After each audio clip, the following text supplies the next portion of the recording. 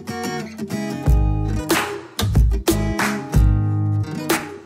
Smith here with one more flipped classroom video. 3 tips before we start. You can always speed up or slow down this playback speed if that helps you get through the video. Second, you can pause the video at any time and catch up on your notes. Last, you can turn on the captions and watch my words go by on the bottom of your screen.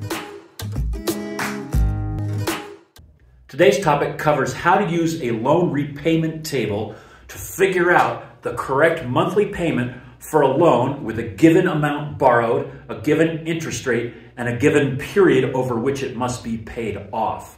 So let's do this by way of an example. So in this example, we're going to borrow $20,000 to buy a car. Maybe the car costs $25,000 and we had a $5,000 down payment, so we didn't have to borrow all of it, but what was left was $20,000, and that's what we needed to borrow in order to buy this car. So we borrow $20,000. The interest rate that we get at that time is 10.5%, and we're going to pay that loan off in 5 years. Now, this is a little bit of a tricky calculation to make. Think about it this way.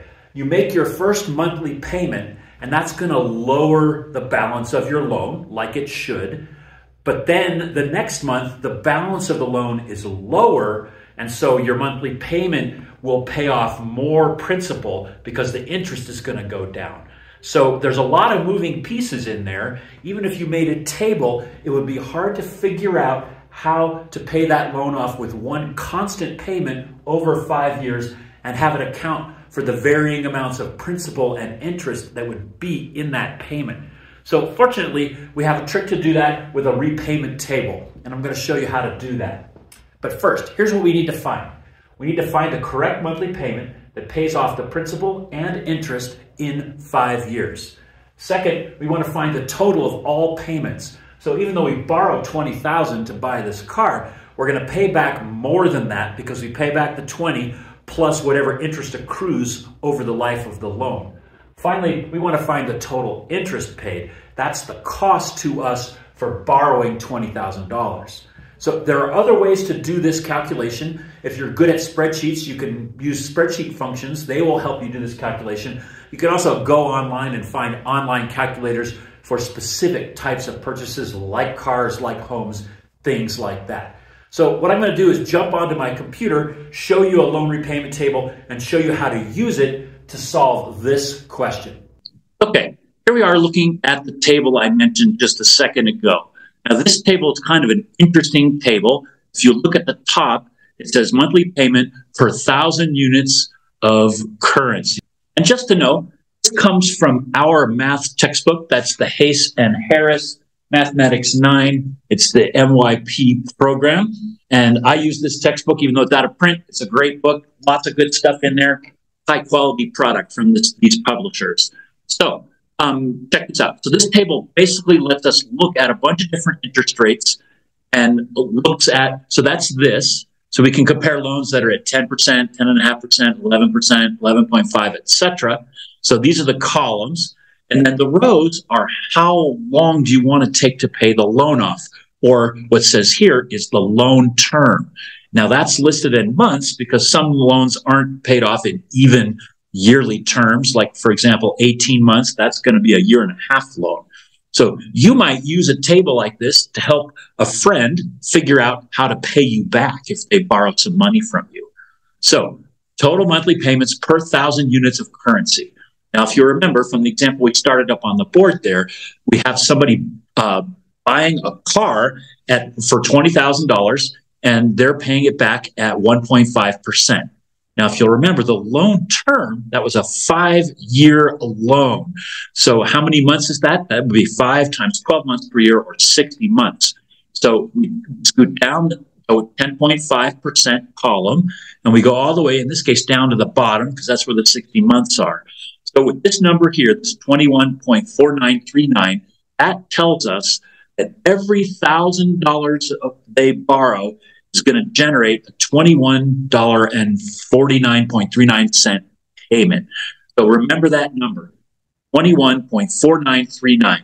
We're going to head back to the board, and we're going to use this number here to go ahead and finish our calculation and answer the questions that we've been asked.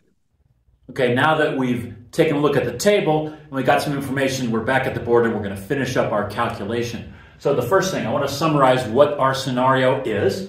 $20,000 borrowed at 10.5% for 5 years. And our first step here is to find that monthly payment that pays off that money in 5 years or 60 months. Okay, so from the table, we learned that for this interest rate and this term, the monthly payment will be 21.4939 per thousand borrowed. Now, we have to use this number to get to our monthly payment. So the first thing I want to do is I need to know how many thousands there are in 20,000, because this is just per thousand. If I borrowed $1,000, this would be my payment, $21.49. However, I didn't. I borrowed 20,000. So now this one's pretty straightforward. I borrowed, this is per thousand, but I borrowed 20 of them. So my payment is going to be 20 times 21.4939. Now, you may be wondering, why did I bring all of these decimals along? You're going to see in a minute, because when I multiply this by 20, it's going to move the decimal along a little bit, and we're going to be glad we had those numbers before we start rounding. So go ahead and do that math. Okay, let's see how you did. I get $429.88 per month. So that's my monthly payment. If I pay that every month for 60 months, that's 5 years, I will pay off this $20,000 loan that I used to buy my car. Now, before we go on, I just want to point out something. A $20,000 car or a $20,000 loan, this was a $25,000 car. You put your $5,000 that you saved in as a down payment. That's a pretty hefty monthly payment. That's a lot of money to be shelling out every month, especially if you're just working at your first job, probably not making a ton of money. It might be a little bit like of a hardship. So maybe instead of using $5,000 to buy a $25,000 car, maybe you just go out and buy a used car for $5,000. Then you have no payment and you've got this much more money per month to do what you need, like buy groceries, buy books, buy whatever it is you need to do the things that you're doing. But anyway, this is how you would calculate that payment. Now, if you remember, we had 2 more questions on there. This next one was, what is the total number of payments? We want to find out how much are we going to pay after 5 years. So pause the video, see if you can do that calculation. All right, so check this out. Here's our monthly payment. How many of them do we make? We make 60. So this number times 60 is going to give us our total payments. So over the life of this loan, we are going to pay $25,792.80. So pretty substantial. Now, if you remember, the last question was, how much interest do we pay? And that one is just, here's our total payments. That's what we pay over the 5 years. Here's what we borrowed. Here's what we got for our loan. So the difference between this and this is going to be the interest. So I'm just going to do $25,792.80 minus $20,000. And this one's an easy subtraction. I can do this in my head. That's going to be $5,792.80. Now, this should also have your attention. This is the fee that we paid to borrow this money. Okay? So in reality, this $25,000 car cost us $30,792. So this is a cost, a very real cost that gets attached to the car. So we bought a $25,000 car by borrowing $20,000, but we actually paid over $30,000 for our $25,000 car. So you should know that. Cars are not a source of wealth. Cars are for driving around and getting us from A to B. So the lower down on the pole you buy your car, the less of an expense it is, thus freeing up money to do other things that you might derive more pleasure from. All right, let's do one more scenario, and I'm going to see how much you can do that before I start explaining it. So here's the scenario. Let's say we're going on vacation, and our vacation is like a $2,500 vacation. Maybe we're flying somewhere, staying in a hotel for a week. We're eating all of our meals out at restaurants, and we're paying admissions to museums or amusement parks or whatever kinds of activities we're doing while we're on vacation. And it's going to cost us $2,500. So we have a friend who's going to loan us this $2,500 so we can go on our vacation. The friend wants 13% interest on that loan, and you and the friend, or we and the friend, agree that it should be paid off within 3 years' time. So here's our scenario. What I want you to do is reverse the video, go back to that loan table and pull that up and figure out what your payment per thousand is going to be. And then when you're done with that, when you figured that out, come back to this point in the video and go forward and see how you did. Okay, here we are back at our loan repayment table.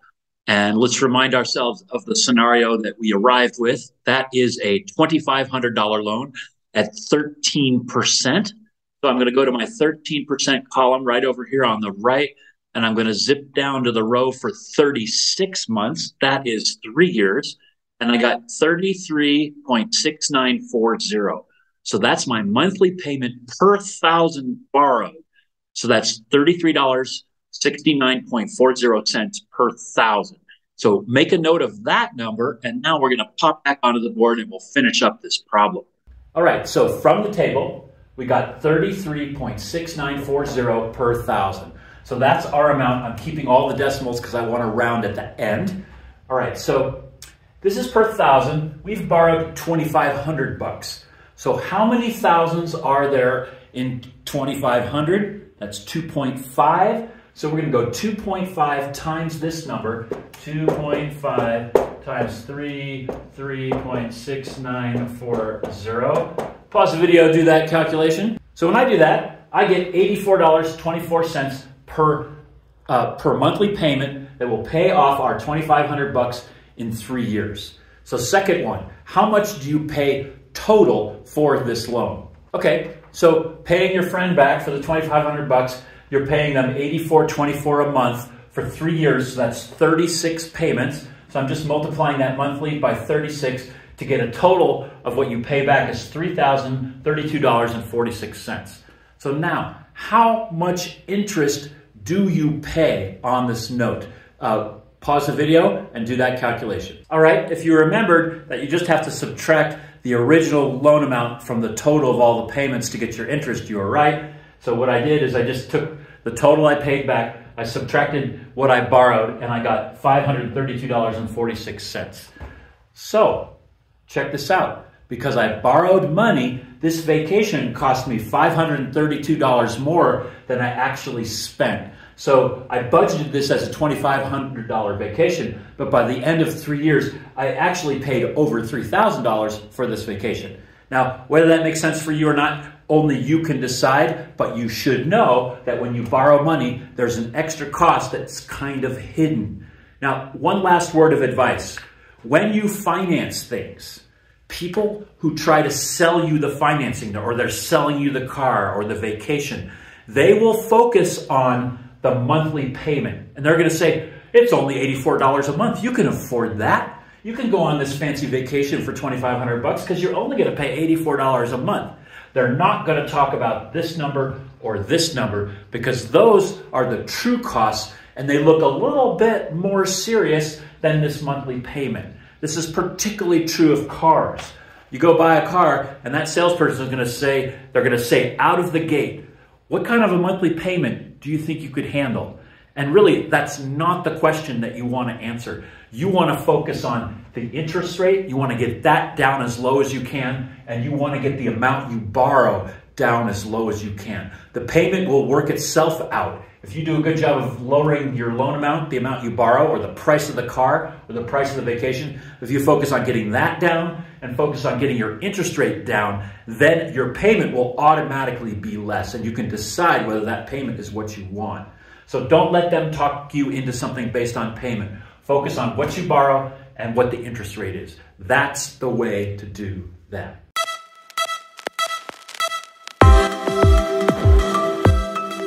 Now that you've watched the video, take a moment to jot down any questions so you can bring them to our next class. Remember that you can always watch the video again to deepen your understanding. If you enjoyed the video, please click like or subscribe.